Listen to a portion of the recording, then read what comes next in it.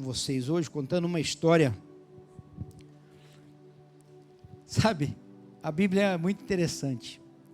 Tem um livro na Bíblia, que é o segundo livro da Bíblia, escrito por Moisés, por Moases ou Moshe, como dizem em hebraico, Moshe.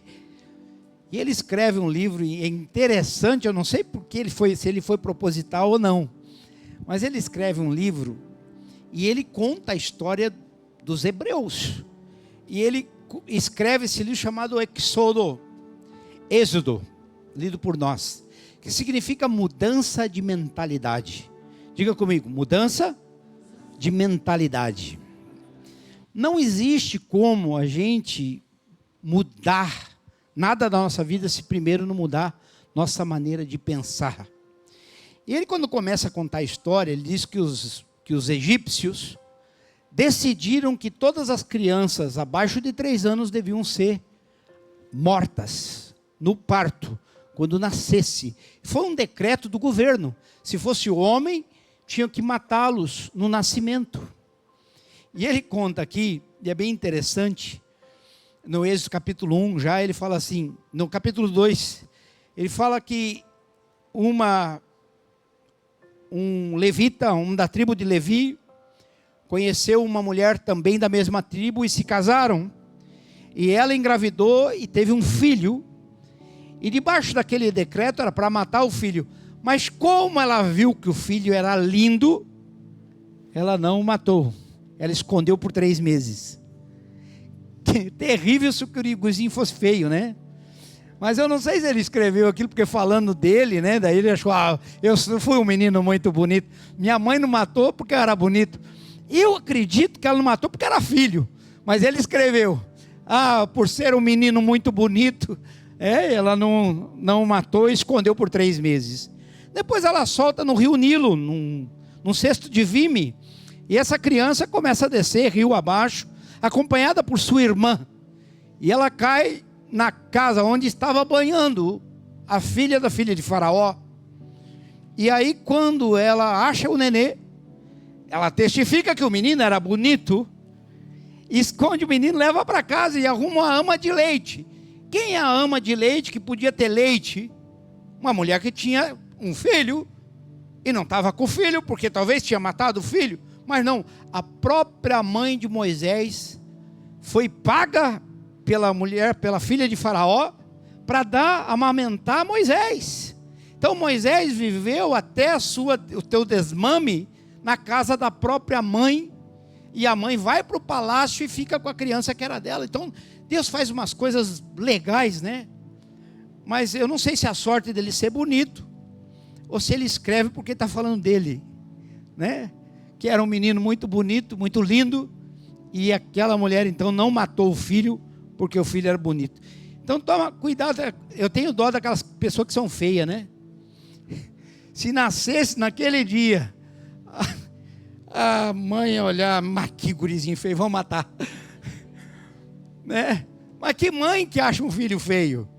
E talvez ela conta essa história para Moisés depois. Moisés, é que quando tu nasceu, a lei era para matar toda criança que nascesse. Eu engravidei teu pai. Mas quando eu vi como tu era bonito, eu te escondi por 3 meses.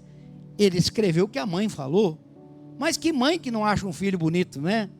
Só que a filha de Faraó também achou ele bonito. Então eu acredito que Moisés era bonito. Mas que tem a ver com a palavra? Nada. Só contando para vocês, né, para vocês entenderem um pouco do contexto. Mas eles viviam fazendo tijolos no Egito. E eles amassavam tijolos com os pés.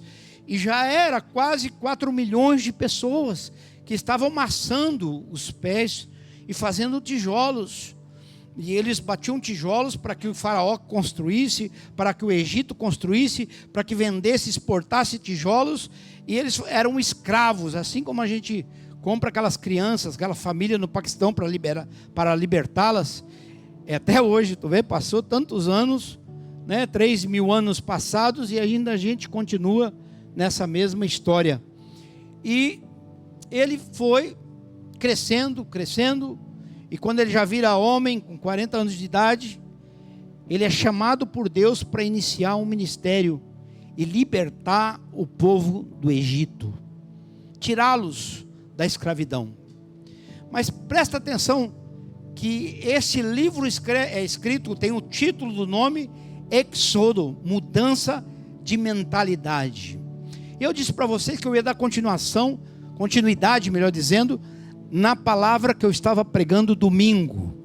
E eu falava um pouco que não é meritocracia para nós, e nem por meritocracia que somos salvos, mas somos salvos pela graça de Cristo Jesus, por ter morrido por nós na cruz do Calvário e pagado o preço. E também estava falando sobre uma mentalidade, que nós precisamos transicionar. Nós não somos mais pecadores. Diga assim: eu não sou um pecador. Diga: eu não posso assumir este nome de pecador. Diga: porque eu conheci Jesus e Ele me justificou e eu me tornei santo. Agora, quer ver como é impactante para a tua memória, para a tua mente, se ela não é transicionada? Olha para o teu irmão do lado e diz assim: eu sou santo. Diga para ele: pode me chamar de santo. A palavra santo significa separado. A palavra santo não significa adorado, idolatrado, poderoso. A palavra santo significa separado para Deus. É quando nós somos separados para Ele, ou por Ele, eleitos por Ele, elegidos por Ele, escolhidos por Ele, nós somos santo. Então não existe nada de mágico nessa palavra santo. Santo não é para ser adorado. Então, existia São Paulo? Existia. Sim, ele morreu, ele vai ressuscitar no dia da ressurreição dos mortos.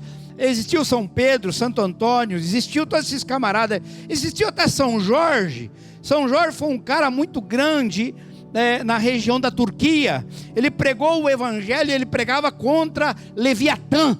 Leviatã é nada mais, nada menos do que um dragão, que ele mata esse dragão, todo mundo vê. Tem até a música lá, que São Jorge matou o dragão. Não tem uma música que fala sobre isso, né? Então tem uma música popular brasileira que fala sobre isso. Então a palavra santo, Santiago, por exemplo, está falando de São Pedro. Tem um São Pedro aqui com nós ali, ó. São Pedro e Santiago ainda, né? É santo duas vezes. Então, e São Elias também, 3 vezes, né? São Pedro, Elias, São Pedro, São Elias, São Tiago, tudo no nome só. É muito santo para um homem só. Então tá ali. Então o que a gente vê é que nós temos que entender que tem a Santa Patrícia aqui, tem o São Wagner, nós somos santos. Nós não somos mais pecadores. Nós saímos da condição de pecador quando aceitamos Jesus. Quem vai herdar o céu? São os santos, não os pecadores, né? Amém ou não amém? Diga assim: eu vou herdar o céu, porque fui separado por Deus e para Deus, através da cruz de Cristo Jesus. Então a salvação não é uma herança familiar, e não é também uma meritocracia, que nós vamos lá, por mérito vamos conseguir ser salvo, porque eu dou cesta básica, porque eu ajudei fulano, porque eu ajudei na enchente, porque eu fiz um pix para alguém, porque eu dou esmola na sinaleira, porque eu acabei com as moedinhas ali do Manassés e comecei a dar esmola, também peguei o exemplo dele. Ele não vai porque ele está fazendo só o dever dele. A Bíblia diz que aquele que pode fazer o bem e não faz, já peca. E a palavra pecador, a palavra pecado significa errar o alvo. Então toda vez que eu erro, eu estou pecando. É a mesma palavra.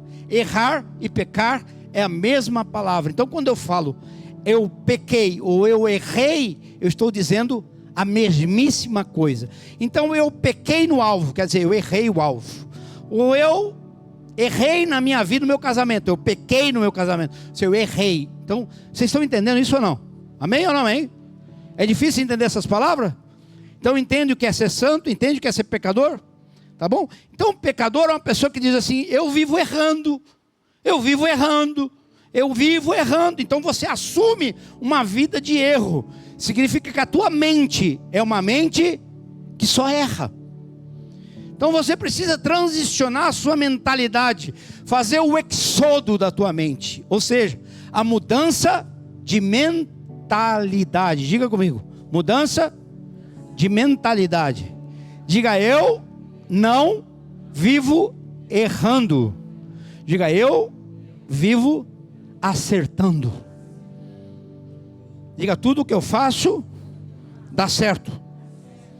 Porque aquele que é pecador, ele vive errando em tudo que ele faz, dá errado. Então se eu assumo a condição de pecador, eu já vi muito crente falando, eu sou pecador, nós todos somos pecadores. Você é pecador, eu não, eu já falo.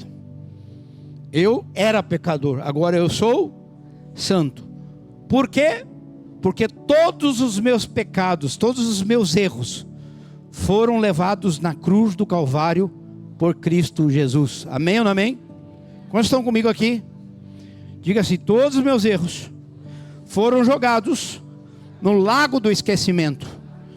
Não existe acusação sobre a minha vida, porque Jesus perdoou os meus pecados. E se Ele perdoou, Ele esqueceu. Amém? Porque Ele jogou no lago do esquecimento. Tem muita gente que perdoa e não esquece, mas Ele perdoou e Ele esqueceu. Ele jogou no lago do esquecimento. Romanos 12:2, coloca lá para mim. Nós vamos ler uma palavra para mim iniciar essa mensagem de hoje. Nós não nascemos cristãos. Nós nascemos criatura. O Benjamin está ali, ele é salvo. Ele nasceu salvo, ele é anjo. Ele não tem pecado, ele não tem erro. Porque em Romanos 3:23 diz, porque todos os pecados destituídos estão na glória de Deus. Então nós só pecamos quando nós começamos a ter consciência de pecado. Quantos estão entendendo? Se eu der uma arma para uma criança e ela matar alguém, ela não é uma assassina. Assassina é quem deu a arma para ela. Porque ela não tem consciência que a arma mata. Quantos estão entendendo? Amém? Então, quando que vai começar a vir pecado na nossa vida? Quando eu contei a primeira mentira, eu disse, eu menti, agora eu preciso esconder minha mentira. Né? Quando vocês eram crianças, vocês fizeram isso? Já não? Eu lembro o dia que eu perdi a pureza. Verdade. Né? Não é a virgindade, eu lembro o dia que eu perdi a pureza com a mentira. Que eu peguei nos visgos do meu primo. E eu fiquei tudo grudado de visgo na minha mão, por tudo eu tinha acho que uns 6 anos de idade.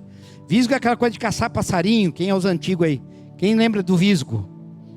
Alguém lembra aí de visgo ou não? Meu Deus do céu. Era uma pasta. Vocês são tudo novinho. Tu lembra ou não? É coisa de São Paulo. Era um negócio que grudava, que nem um... É fundo aqui, matava? Não, lá em São Paulo nós era mais técnico. Pegava, colocava nos puleirinhos, no meio do mato, assim, o visgo, que era muito grudento, que nem uma cola. O passarinho sentava, grudava. E aí ia lá pegar o passarinho vivo e botar na gaiola. Era o visgo. Só que aquilo grudava muito, era terrível.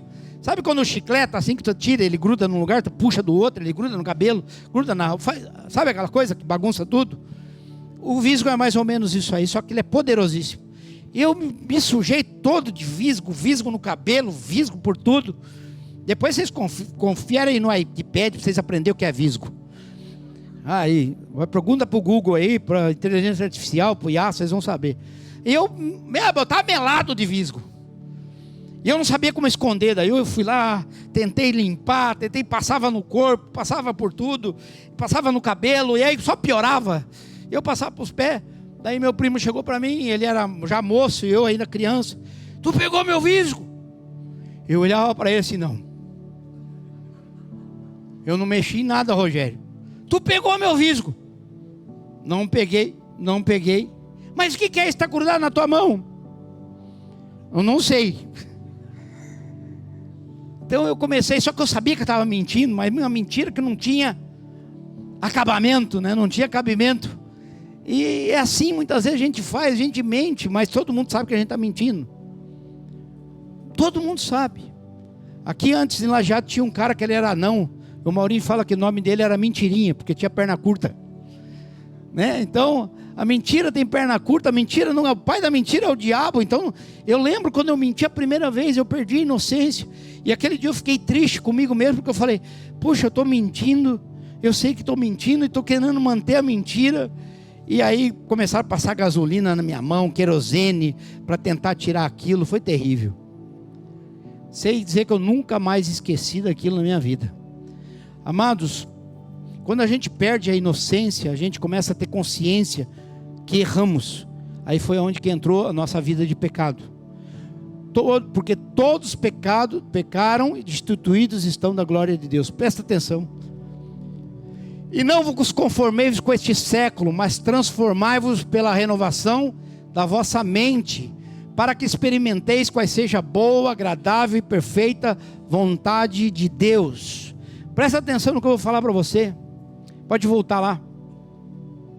Não conformeis, é tomar a forma deste mundo. Diga, eu não posso tomar a forma do mundo. Diga, ou seja, eu não posso pensar como um pecador pensa. Amém ou não amém? Eu não posso mais pensar como um pecador, porque um pecador, ele pensa da forma errada, e ele vive errante na sua maneira de pensar, e a sua vida não prospera, porque tudo que ele pensa é errado e dá errado, porque o homem é aquilo que ele pensa que ele é. Então a graça alcançada por nós tem que trazer uma mudança de mentalidade. E o que ele diz assim? Mas transformai-vos pela renovação da vossa mente. Aí o pastor Maurinho gosta de falar mindset. Nós temos que mudar o nosso mindset. Nós temos que mudar a nossa mentalidade. Nós precisamos transicionar a mentalidade de pecador para uma mentalidade de santo. Diga comigo, santo faz milagre, vê milagre e acontece milagre. Diga aí, santo, não existe nada impossível para um santo. Aplauda a sua vida se você é um santo. Nada impossível. É quando você cessa com as impossibilidades, sabe assim, para Deus tudo é possível. Eu sou filho dele, então para minha vida tudo é possível. Porque eu não vivo errando, eu vivo acertando. Isso é graça. Graça é o bem sem merecimento. Então não seremos salvos por merecimento, seremos salvos pela graça. E esse é dom de Deus. Só que não só salvo para a vida eterna, porque não é só esse o objetivo de Deus. O objetivo de Deus de tirar o povo do Egito era tirar da escravidão. Tirar o povo da escravidão, agora precisava também encontrar uma salvação na mentalidade. Porque não adianta uma pessoa sair da pobreza e a pobreza não sair dela. Tem gente que é pobre, só tem dinheiro, mas continua sendo pobre. Fala como pobre, se comporta como pobre, pensa como pobre, reage como pobre, é mal educado como pobre, porque continua sendo pobre. Tem gente que não tem dinheiro, é muito rico, é educado como rico, senta como rico, come como rico, fala como rico, pensa como rico e é rico. Porque a riqueza e a pobreza não está nas posses que temos, está como nos comportamos e pensamos. E isso tem tudo a ver com a gente. Quando você começa a ter um pensamento santo, você não tem mais um pensamento que as coisas na sua vida vai dar errado. Você tem um pensamento na sua vida que tudo que você fizer vai dar certo. Isso é graça. Como estão entendendo? Isso é viver pela graça. Isso é conversão. A conversão é a mudança de direção. É quando eu mudo minha maneira de pensar. E quando o povo sai do Egito, eles ficam por 40 anos vendo milagres. Olha o que Deus faz. Primeiro, lá no Egito, vem as 10 pragas do Egito. E o povo de Deus não é atingido por nenhuma delas. Todos os egípcios estão cheios de piolho na cabeça. É piolho por tudo. Tudo piolento. Você olhava assim, cheio de piolho. Aí até eu acho que o povo o povo hebreu olhava para eles e fazia assim, ó, porque o povo hebreu é terrível. Ó. O Deusinho fazia. E eles aqui, ó, os egípcios, coçando a cabeça do filhinho. E aqui está todo mundo, as menininhas coçando a cabeça. Eu falo de piolho, tem gente coçando a cabeça. Eu também era assim antigamente, ficava coçando a cabeça. Fala de piolho para mim, ficava assim. Até quem não tem cabelo, né? Fica coçando, por causa... Aí ele fica lá pensando, piolho, a hora que vem piolho, eu fui muito piolento na minha vida. Quando eu tinha 9 anos, que eu fui adotado, a pessoa passava a maquininha, achava cheio de sangue, mas não era sangue da minha cabeça, era sangue dos piolhos que estavam morrendo. Tanto piolho que eu tinha. Pensa no homem mundiciado de piolho quando eu fui adotado. Fiquei careca na primeira adoção minha. Um dia eu achar uma foto, vou trazer para vocês verem. Está na casa da minha tia. E cortaram assim, era muita lente, muito piolho, parecia uma farinha dentro da cabeça, assim, era um troço lindo, né? E eu fui lá adotado. Só que nada saiu da minha cabeça. Eu continuei na rua. A rua não saiu da minha cabeça. E assim eu fui tocando a vida. Então, porque muda? Demora muitas vezes para a gente mudar a maneira de pensar. E enquanto a gente não pensar como santo, nós vamos pensar como pecador. Enquanto a gente pensar como pecador, ainda nós estamos escravos. Então, quando Deus tira o povo do Egito, o povo era por 3 meses chegar na terra prometida. Diga comigo, 3 meses para sair do deserto e entrar na promessa. Diga, mas demorou 40 anos e aquela geração não entrou. Por quê? Porque não conseguiram ter o êxodo, não conseguiram ter a mudança de mentalidade. Eles viram os faraós empesteados de piolho, eles viram que o sapo entrava na casa dos faraós, eles viram aquela nuvem densa de morte tomando conta do Egito, viram o rio Nilo virando sangue, eles viram tantas coisas Deus fazendo, até que o faraó até que Deus matou todos os filhos dos egípcios, para vingar os filhos dos hebreus, porque Deus é assim, minha é a vingança, diz ele, para vocês gostarem de matar os filhos dos hebreus, agora vai vir uma praga, um espírito de morte, que vai matar o filho de vocês, até os gados, filhos dos gados, da vaca, do cabrito, de tudo vai morrer. Aí tudo que era filho de alguma coisa morreu, e aí o faraó liberou o povo do Egito, e eles começaram a andar, e quando começaram a andar no deserto, Deus endurece o coração de faraó,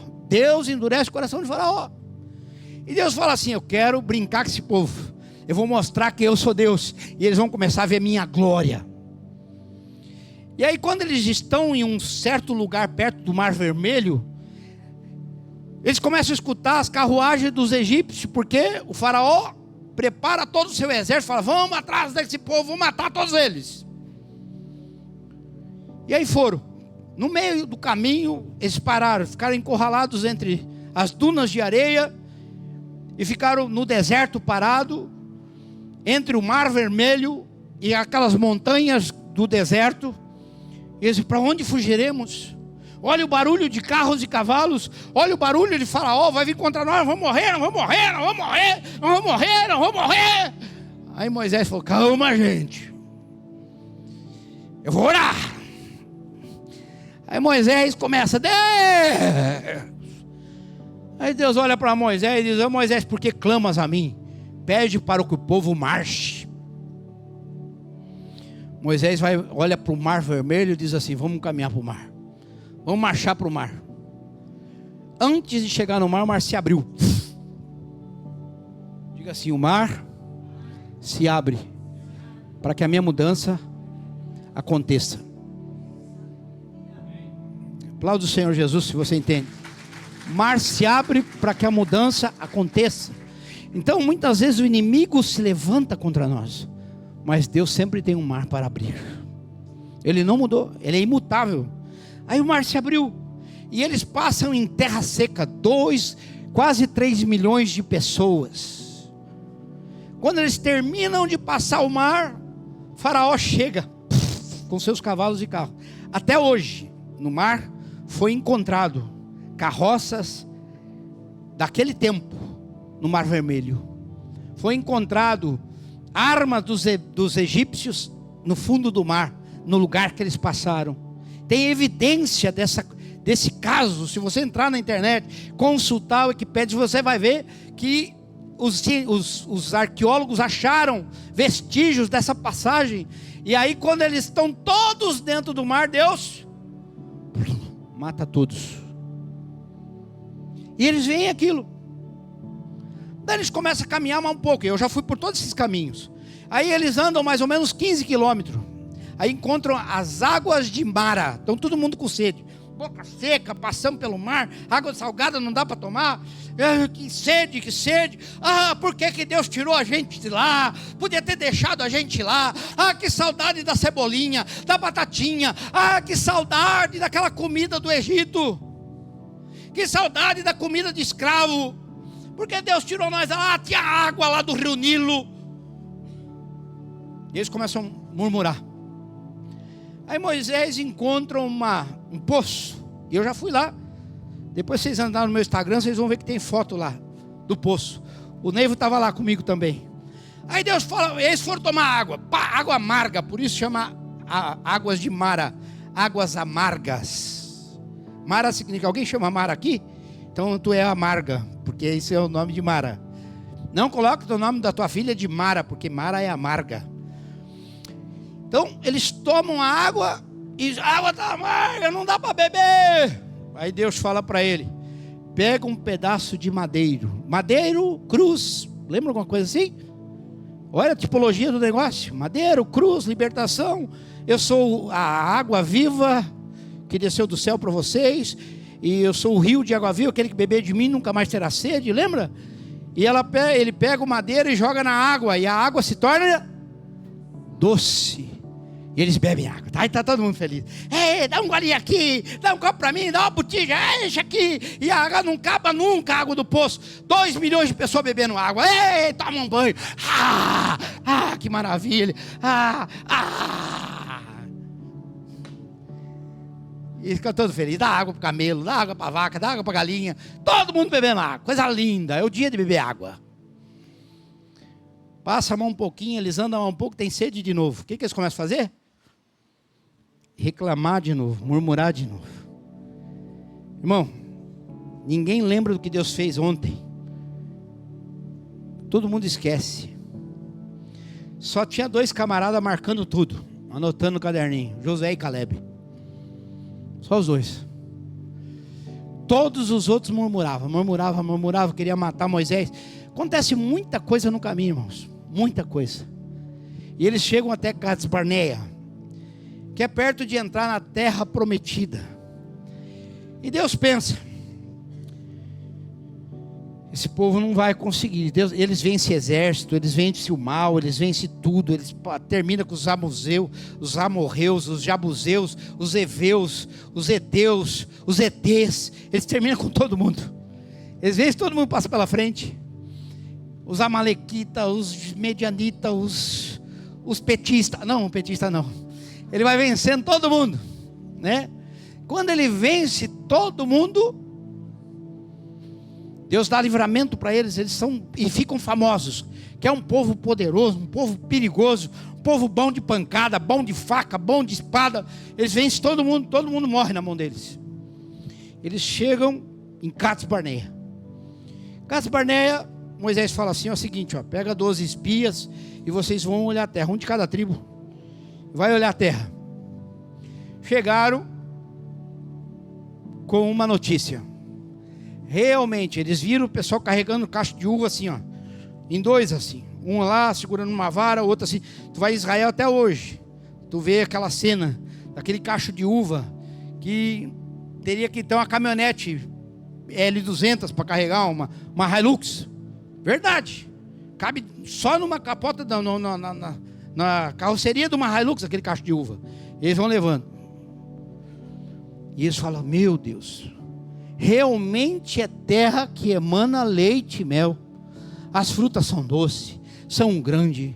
Olha, eu vou falar para vocês, aí chega até... Eu fico imaginando, se a uva daquele tamanho, o tamanho da melancia, né? Era tudo bonito demais, era tudo doce demais. Então, chega lá, a banana dá para 5 comer, né? No mínimo. Era tudo muito lindo, muito milagre. Eles chegam e falam, realmente aquela terra emana leite e mel, mas é terra de gigante. E olha só o perigo. Mas Deus nos trouxe aqui para que a gente morra na mão do gigante. Josué e Caleb dizem assim, poxa vida, gente, O mesmo Deus que abriu o mar, o mesmo Deus que fez as águas de Mara, o mesmo Deus que fez as 12 fontes, o mesmo Deus que fez sair água da pedra, o mesmo Deus que nos fez vencer os inimigos, o mesmo Deus que mandou o maná do céu, o mesmo Deus que fez, certamente nos livrará dos gigantes. Mas todo mundo preferiu a notícia ruim do que a notícia boa. Se eu hoje falar com você, tu é santo, talvez você vai falar comigo, não sou não. Porque a tua mente ainda é de escravo. Porque a tua mente ainda é de um pecador, de um operador de erro. O que é um pecador? Um operador de erro, só erra. Mas o que é um santo? É um operador de milagres. O que você decide ser na sua vida? E é isso que Jesus veio fazer. Ele veio nos resgatar do império das trevas e nos transportar para o reino do Filho do seu amor. E aí Jesus disse, se os seus olhos forem bons, todo o seu corpo será bom. Porque os olhos é a janela da sua alma. É onde entra a luz para a sua alma, é os olhos. Então se você olhar as coisas de uma maneira negativa, tudo na sua vida vai ser negativo. Se você olhar para as tuas coisas de uma forma intencional, boa, e você olhar para tudo, isso é bênção, não importa o que está acontecendo, Deus livrou, então tu pega e começa a glorificar Deus em tudo que está acontecendo na tua vida. Até nos momentos você fala assim, puxa, que momento ruim esse. Mas Deus tem alguma coisa para manifestar a glória dele, então esse momento é bom para mim. Porque em Romanos 8:28 diz, todas as coisas contribuem para o bem daqueles que amam a Deus. Diga, eu amo a Deus. Diga de novo, eu amo a Deus. E tudo que acontece na minha vida não é para o meu mal, é para o meu bem. Irmãos, nós temos os 5 sentidos naturais. E eles devem mexer com o nosso sentido espiritual. Amém? Irmão, você sabia que quando você solta um gás, expele gás, o flatus, o peido, se tu sentir o cheiro dele, regula o teu fígado. Não regula o do vizinho, tá? Por isso quem solta não acha tão ruim do que quem sente que não soltou. Sabia disso? Porque regula. Então o sentido natural teu, quando você ouve alguma coisa que te irrita, vai te mostrando uma situação de perigo agora, um som que a tua alma logo abre um alerta. Quando você toca uma coisa quente, tu logo assim, teu corpo todo sente, fala assim, não posso sentir essa dor. São coisas que você vai sentir. Quando você sente no paladar uma coisa, isso aqui está com gosto de azedo, eu não vou comer porque vai fazer mal. O teu estômago fala contigo. Então, os nossos sentidos que nós temos naturais, eles são sensoriais para indicar para a nossa alma que aquilo é impossível, que nós não podemos continuar naquilo, porque aquilo não vai fazer bem para nós. Então, o dia que eu falei assim, mas para que serve o pum? Que coisa terrível, podia não feder esse troço, né? Mas daí eu aprendi que se nós sentir o cheiro do pum que nós soltamos, regula o nosso fígado e faz com que ele tenha é como se fosse uma regulagem ali, que pega uma chave de fenda e vai lá, mais acelerador, menos acelerador, tá bem fedidinho, então o fígado vai trabalhar mais, apertar um pouco, não tá tão fedido não, aí não é normal expelir gás fedido, sabia? Mas o organismo da gente tem a sabedoria de saber isso. Sabia não? Mas eu não vim pregar sobre peido aqui. Vou pregar sobre graça. Então vocês têm que entender o que a graça nos faz. Ela nos liberta de uma mentalidade de escravos. Então se os nossos sentidos naturais conseguem indicar para nós o perigo. Por exemplo, um cabeça de um gordo. E até ontem eu estava com a cabeça de um gordo. E eu ainda tenho a cabeça de um gordo. Eu vou demorar 2 anos e meio para tirar a cabeça de gordo minha. Você sabia disso? Eu tomei um Monjaro, eu estou tomando ainda, ó. Minhas calças estão tudo caindo, ó. Olha que bonito. Vocês lembram um tempo atrás? Tem uma foto minha antiga aí ou não? Bota para vocês verem. Era uma pança, gente, que o negócio estava feio demais. Eu nem botava gravata mais. A roupa não servia. Isso aqui ficava assim, ó.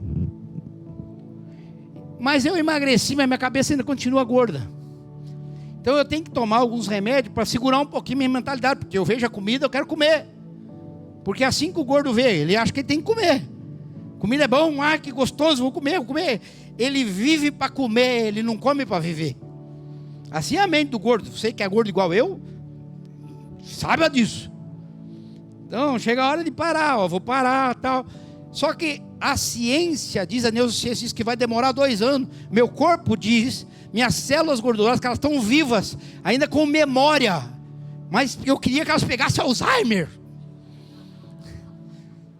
Cada célula minha gordurosa ficasse com Alzheimer e nunca mais lembrasse que eu sou um gordo. Mas elas estão vivas lá. Vai demorar 2 anos e meio para acontecer um exodo na minha vida. Então o exodo de Deus para a vida daquele povo foi 40 anos. Mas foi insuficiente. Por quê? Porque eles nutriram pensamentos de escravos. Se você está na igreja e você está nutrindo pensamento de pecador, você continua mentindo, você continua errando, você continua adulterando, você continua olhando pornografia, você continua comprando e não pagando, você continua sendo mau caráter, porque você veio para a igreja, mas tua mente não entrou na promessa. Você não entendeu o milagre que Deus fez na sua vida. E por isso você é suscetível sempre está à disposição do pecado. Você não largou a vida de pecador. Mas Deus já fez a obra na tua vida. Ele já te resgatou da escravidão do pecado. Já te transportou para o reino da sua maravilhosa luz. Significa que agora você tem que desfrutar de uma vida de graça. E qual a vida de graça? Diga assim: tudo que eu faço dá certo. Diz: Deus é comigo. Ele é meu pai. Eu sou filho dele. Tudo que eu tenho é dele. E tudo que ele tem é meu. Diga: por isso não há nada impossível para mim.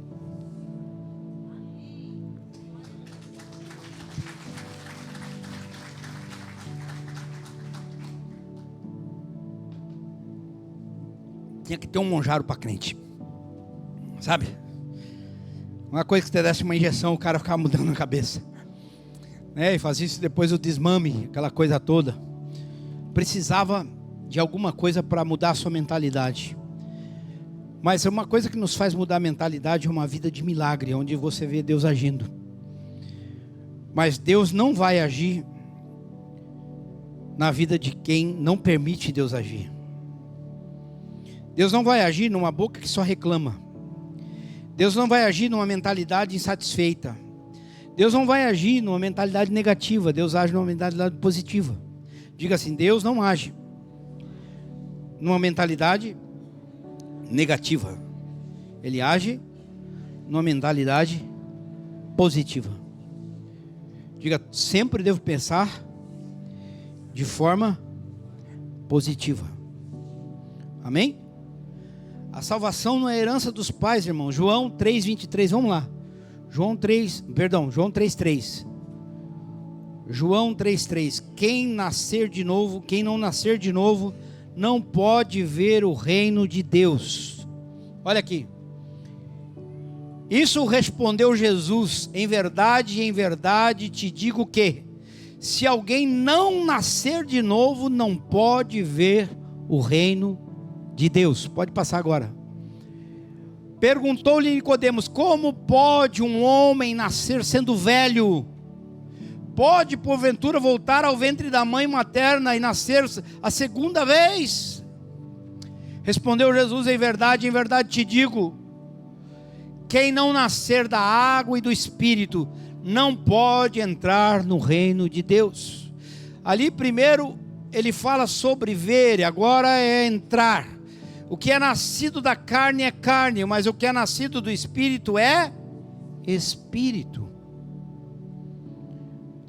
Diga comigo: Espírito. Respira fundo assim. Respira. Diga: Espírito.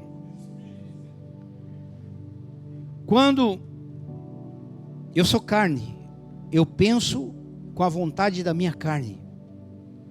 Eu penso com os meus desejos carnais. Quando eu sou espírito, eu ouço a voz de Deus. E eu ando de forma espiritual. Ou seja, eu não vou fazer mais o que eu quero, eu vou fazer o que eu devo fazer. Eu não vou fazer o que eu quero, eu vou orar e Deus vai me dar o que eu devo fazer. E aí eu vou mudar a minha maneira de andar. Eu não vou mais andar como um escravo, nem como um pecador. Por quê? Porque antes de agir, eu ouvi Deus falar. Quantos estão entendendo? Isso é conversão. É quando eu aprendo a ouvir Deus falar. Porque enquanto eu vou levando minha vida, de qualquer forma, eu vou errando, eu vou pecando. E quando eu falo de pecado, eu não falo sendo uma coisa que você faz de um crime. Eu falo de um erro mesmo. Eu fui lá, emprestei, não devia ter emprestado. Mas sempre Deus falou, não empresta para esse fulano, não vai te pagar. Mas tu não ouviu aquela voz que falou dentro de você. Você foi e fez. Não compra que tu não vai poder pagar. Tu vai lá e compra. O que acontece contigo? Tu não consegue pagar. Por quê? Porque tu não tinha paz na hora de comprar, mas comprou. Então quer dizer, Deus não vai se envolver com as suas tolices. Deus quer que você fale com Ele. E quando Ele te der paz, você vai fazer. Mesmo que você não possa fazer aos teus olhos. Mas Deus assume aquilo e faz milagre na tua vida. Como estou entendendo? Entendeu? Aí por quê? Porque agora Deus mandou, e aquele que mandou, que encomendou, é aquele mesmo que vai pagar. Porque quem encomenda, paga. Mas ali vamos continuar, vamos voltar lá para Romanos. Então, Nicodemos, ele era um religioso, era um conhecedor da Bíblia, um mestre em Israel. Mas assim Jesus disse, você precisa nascer de novo, não basta nascer da carne, é necessário nascer do Espírito, porque aquele que é nascido do Espírito, da carne é carne, e o que é nascido do Espírito é Espírito. Então é o seguinte, diga comigo, não é porque eu sou crente, que os meus filhos vão ser crente, porque não, o crente não nasce da carne, ele nasce do Espírito. Então dizer, eu não posso herdar a salvação a não ser de Jesus. E Ele é Espírito. Meu pai é carne, então eu não posso herdar a salvação dele. Meu pai está indo para a igreja, minha mãe está indo para a igreja, todo mundo orando por mim, vai dar tudo certo na minha vida. Não. Não mesmo. Porque isso depende de cada um de nós. Eu estou indo na igreja, meus filhos, nem que eles não vão, mas eu vou, eu busco por eles. Não. Você não vai conseguir buscar pelos teus filhos. Você não consegue buscar pela tua esposa, nem pelo teu marido. Cada um tem que nascer de novo. Não existe esse negócio de você pensar, porque eu estou firme aqui, estou buscando a Deus e... Não, você tem que evangelizar seus filhos. Você tem que evangelizar seus pais. Você tem que evangelizar a tua esposa, evangelizar o teu marido. Eles precisam de ouvir a mensagem. E o Espírito fazer a obra. E fazer o exodo, a mudança de mentalidade. Estão entendendo sim ou não? Amém? E a Bíblia diz que em João, pode deixar aqui, essa passagem aqui parada aqui. Em João 3,16, porque Deus amou o mundo de tal maneira que deu seu Filho unigênito para salvar. Então a salvação é um presente do Pai. Diga comigo, a salvação é uma graça, é um presente que eu recebi sem merecimento algum.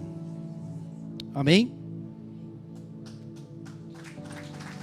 Glória a Deus. Aplauda a sua vida por isso mesmo. Quando a gente aceita isso. Então, muitos, a gente não adianta assim, o Benjamin nasceu aqui dentro da igreja.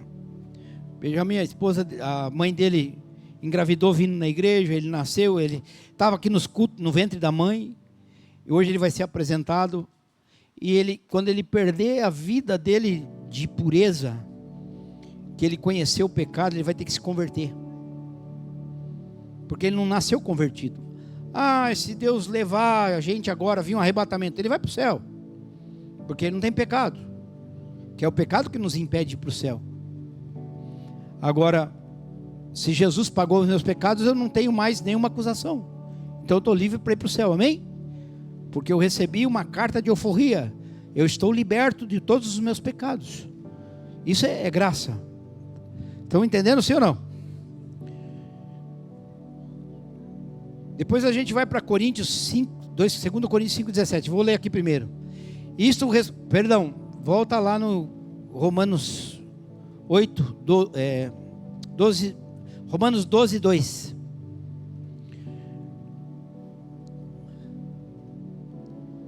E não vos conformeis com este século, mas transformados pela renovação da vossa mente, para que experimenteis para o quê?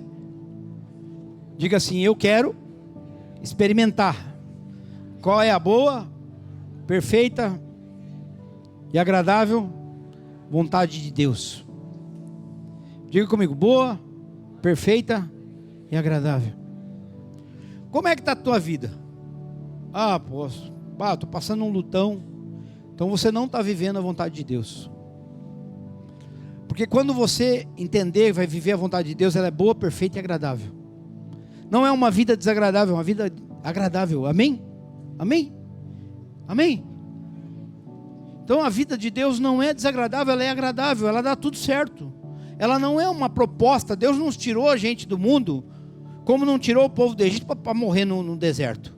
Ele tirou o povo do Egito para libertá-los e para que eles entrassem numa terra de promessa que emana leite e mel. Deus ia tirar os gigantes da terra para colocar o povo dele. E ele sabia que quando o povo chegasse lá, eles iam enfrentar o quê? Gigante.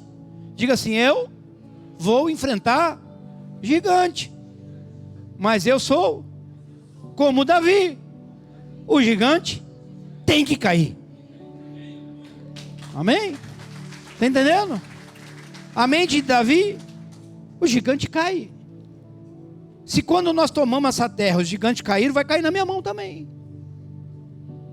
Se quando Moisés assumiu a terra da promessa, ele entrou aqui, Josué e Caleb entraram, e Josué e Caleb mataram os gigantes dessa terra, nós também vamos matar.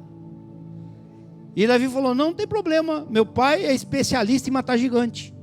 Diga assim: meu pai é especialista em matar gigante. Então não tem problema na sua vida, viu? Que Deus não possa derrubar. Não tem problema na sua vida que Deus não possa resolver. Não tem problema na sua vida que Deus não possa fazer milagre. Talvez você chegou aqui falando: eu estou passando uma luta, vim aqui para buscar um alívio. Não é alívio, você tem que buscar milagre.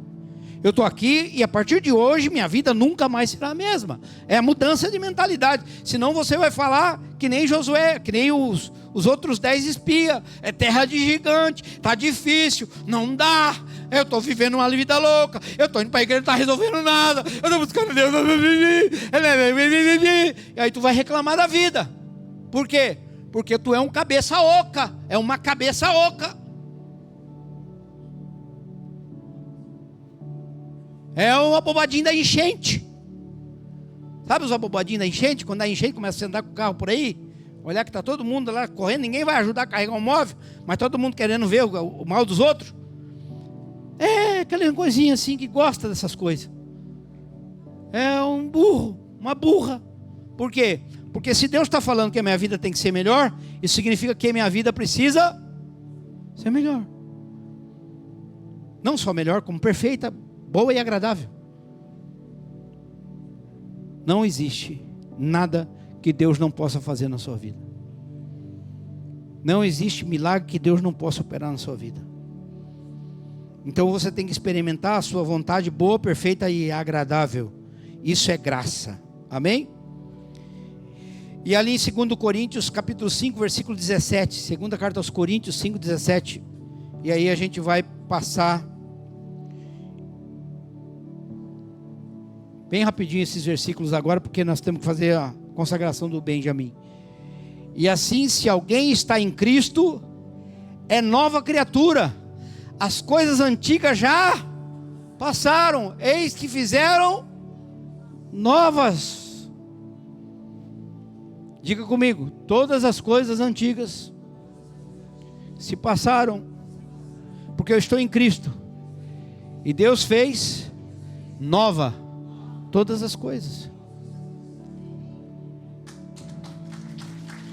Escuta. Meu casamento era terrível, nós estamos vivendo, viemos para a igreja agora, uma lutona, mas ainda continuo passando luta. Escuta, vocês dois se converteram. Vocês só estão vindo na igreja, vocês não tomaram vergonha na cara. Porque quem tem Cristo não é ficar gritando com o outro, brigando e falando besteira, bobagem um para o outro, com ciúme, com medo, com isso, com aquilo, um xingando o outro, desmerecendo. Não, se eu estou em Cristo agora, eu tenho que só abençoar a minha casa, abençoar minha esposa, abençoar meu marido. Tu é uma besta, tu é um lindão, tu é uma fofona. Não tem mais que ficar se atropelando e dando coice um no outro. Você já largou a profissão de burro e de burra, que dava coice. Agora você é santo e santa. Agora você só acerta, vocês não erram mais. Isso é mudança de mentalidade. Está entendendo, sim ou não? É mudança. Olha, nossa casa era assim. As coisas antigas já passaram. Não fala mais de coisa velha aqui em casa. Agora tudo se fez novo. Agora vamos viver bem, cara. Não precisamos estar peleando aqui. Nós vamos viver bem, nós não vamos estar lutando, não vamos brigar não. Deus vai abençoar. Deus vai nos dar a melhor casa, o melhor carro. Sabe, as pessoas que conquistam na vida, só uma coisa elas mudaram: a maneira de pensar. O homem é aquilo que ele pensa que ele é. Você é aquilo que você pensa ser. Você não consegue ir além daquilo que você pensa. Então uma das coisas que Deus quer que faça, que você pense como a Bíblia pensa de você. Que você é uma vitória, você não é uma derrota. Você é uma bênção, você não é uma maldição. Você é um filho, você não é bastardo. Você pode aplaudir o Senhor Jesus por isso. Entenda isso. Você não pode deixar a vida falar para você quem você é, porque Deus falou quem você é. E as coisas velhas se passaram e tudo se fez novo. Tem 5.000 homens para comer, fora as mulheres e criança. Não tem problema. Alguém tem alguma coisinha aí no meio? Ah, tem um menino, tem um lanchinho. Tá bem, vamos comer. Mas espera um pouquinho, 5.000 homens, fora mulher, criança, tá mais de 20.000 pessoas, Jesus. Agora tem um carinha aí com uns peixinhos e uns pão, e aqui que o senhor falou, não, traz o menino aqui, traz ele aqui.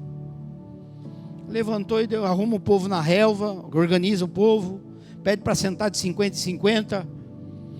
Levanta, Pai, eu te dou graças. Pessoal, vai lá, entrega o pão para o pessoal e entrega os peixes. A palavra do Senhor diz que todos comeram, ainda sobrou 12 cestos cheios. Mentalidade. Diga assim: na minha vida tudo se multiplica e nada falta. Diga comigo: tudo sobra, nada falta. Aplauda a tua vida em nome de Jesus, entenda isso.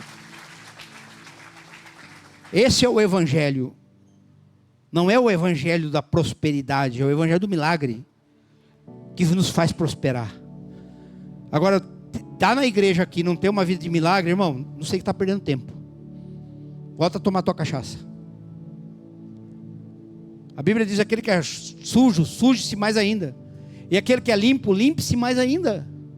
Então quer dizer, se eu estou vivendo uma vida meio lá, meio cá, irmão, tem que tomar uma decisão na minha vida. A minha casa vai ficar bem, nós vamos mudar nosso casamento, vamos mudar nossa atitude, nossa maneira de tratar um outro. Nós vamos mudar os filhos, nós não vamos chamar os filhos de burro, de atrasado, não vamos chamar os filhos de nada do que meus pais falaram para mim. Meus filhos são bênçãos, são lindos, são maravilhosos, são mais bonitos que Moisés, quando estava no cestinho da mãe dele. Está mais bonito do que a filha do faraó, que viu o Moisés e falou: ai, que menino bonito. Meus filhos são mais bonitos, porque é assim que Deus me deu.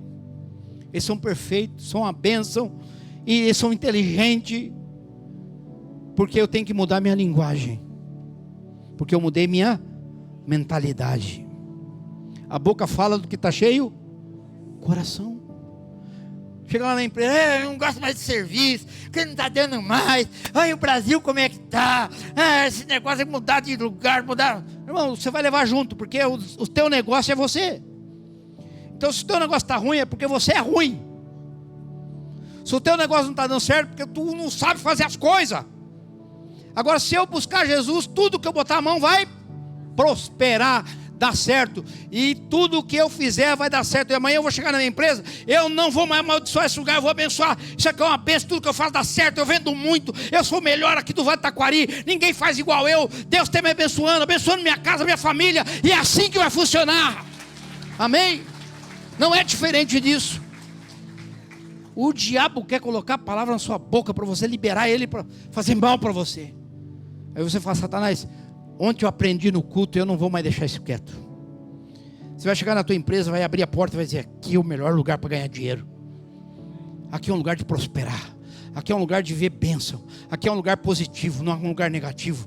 Em tudo que você vai fazer, vai olhar para a tua casa, vai dizer: minha casa é uma bênção, minha casa é uma alegria, eu estou aqui por agora, mas eu sei que Deus tem uma até melhor que essa. Eu vou morar em mansões, eu vou viver uma vida plena, e quando eu chegar no céu, eu vou dizer assim: foi muito bom lá, mas aqui é melhor ainda.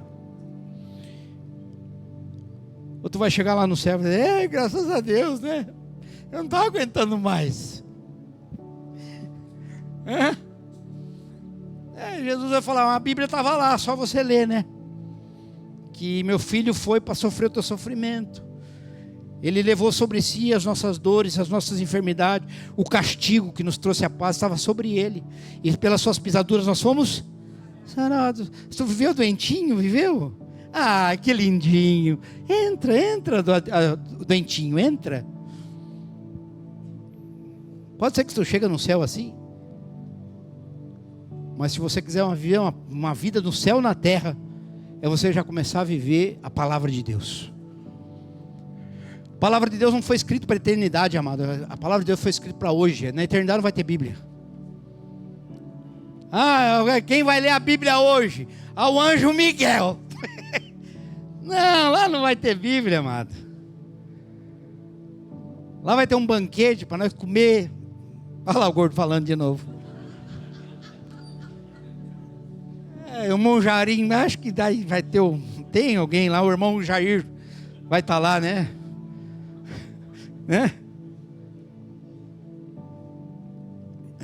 Vai estar lá.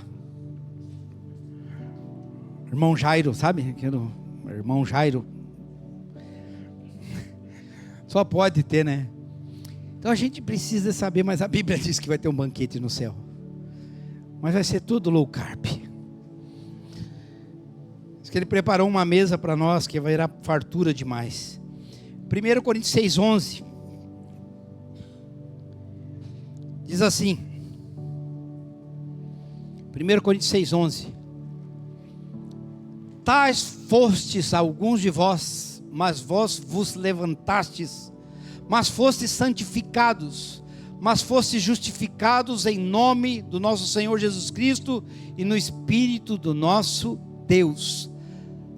Tais fostes alguns de vós, mas vós vos lavastes, mas fostes santificados, mas fostes justificados em nome do Senhor Jesus Cristo e no Espírito do nosso Deus. Diga assim: eu fui lavado, justificado, estou limpo e justo pelo Espírito Santo através de Cristo Jesus. Romanos 4 e 5. Vamos ali. Quantos estão entendendo essa palavra, irmão? Pelo amor de Deus, que tu saia daqui melhor do que tu entrou. Mas aquele que não pratica, porém, um pouquinho antes, vamos lá. Antes. Ora, aquele que faz qualquer obra e não lhe é imputado o galardão segundo a graça, mas segundo a dívida. Mas aquele que não pratica, porém, crê naquele que justifica o ímpio, a sua fé lhe é imputada como justiça. Diga: a minha fé me justifica. Diga: eu preciso confiar em Deus, porque é isso que me justifica, amém? Não é o que eu faço, não é o que eu deixo de fazer, mas é aquilo que eu creio. Por isso é importante crer. Romanos 9:16. Diga comigo: a graça elimina toda a glória humana. Diga: não é o que eu faço, é o que Ele faz. Assim, pois, isto não depende do que quer, mas do que corre. Mais do que corre. Assim, pois, isto não depende do que quer, nem do que corre, mas de Deus, que se compadece. Então, assim, não é porque eu quero, não é porque eu estou correndo, mas é porque Deus se compadeceu da minha vida. Diga assim: eu não preciso provar nada para ninguém. Amém ou amém? Diga assim: não é por minha força, é por minha fé. Romanos 9,16. Agora vamos lá. Romanos 11,6.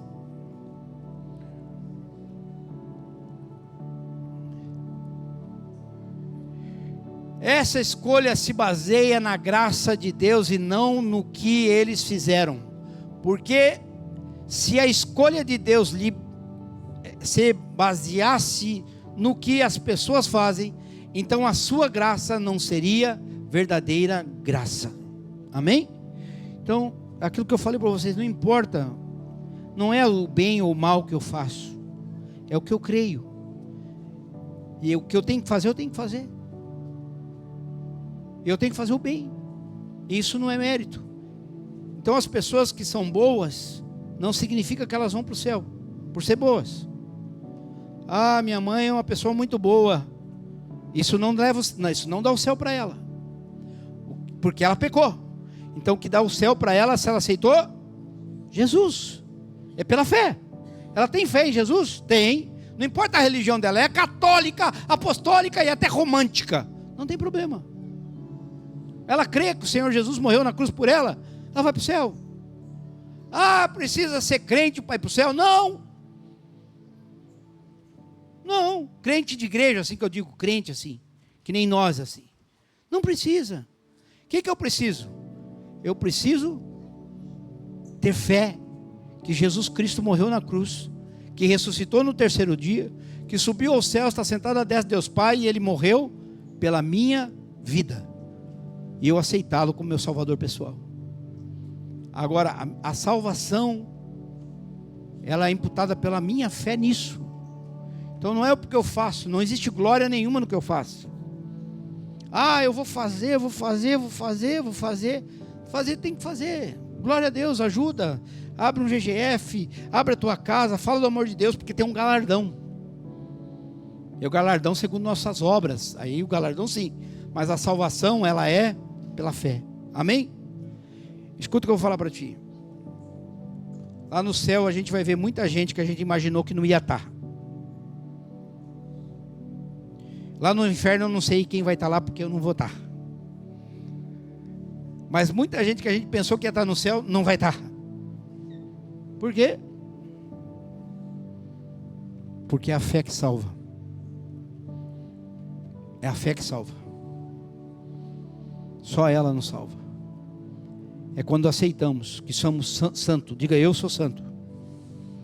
Se você sair lá na rua, alguém perguntar para ti, a gente é um pecador, né? E você assumir que tu é um pecador, você vai para o inferno. Você não é mais um pecador. Você é um santo.